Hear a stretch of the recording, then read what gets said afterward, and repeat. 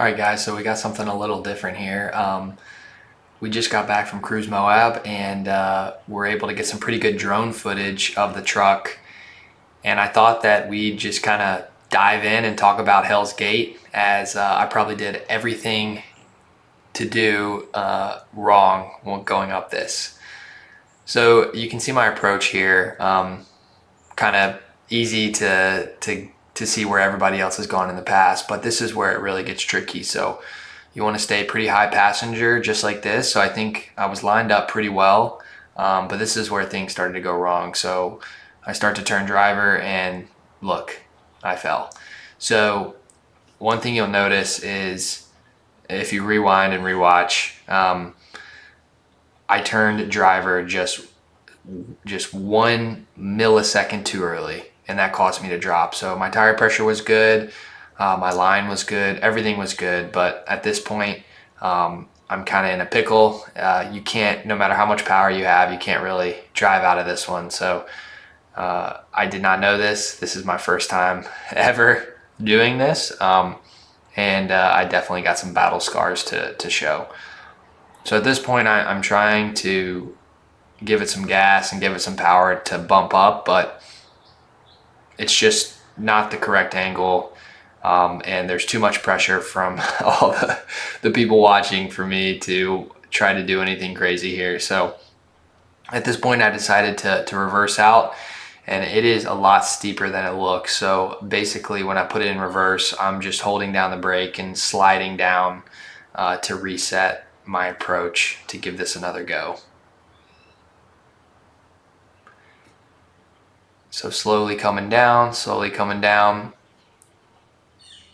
It is pretty scary because as the person in the driver's seat, you can't really see behind you and you can't really see in front of you. So you see my little head poking out of the window. Pucker factor is high at this point. But the good news is there's really one way to back down. So it sets me up for really a great angle and great approach for my next attempt. The problem here is the situation I was just in.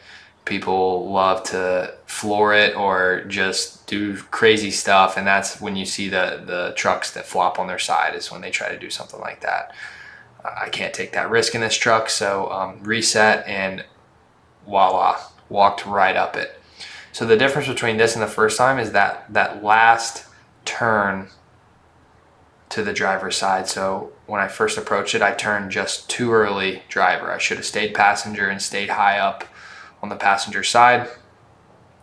And what do you know, I made the exact same mistake at this point. So right here, I started to turn, and really what I should have done is just stayed passenger, straightened up the wheel, and crawled right up.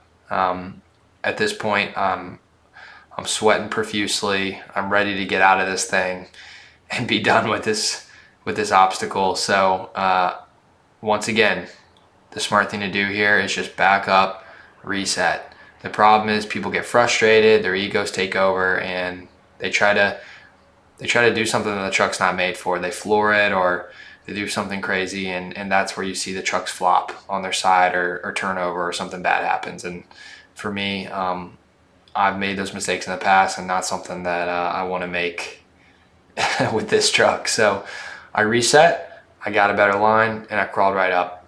So the key to the gate is steady power, steady skinny pedal, and make sure you have a good spotter, and you're gonna be more passenger than what you think. As long as you stay passenger, you'll walk right up it.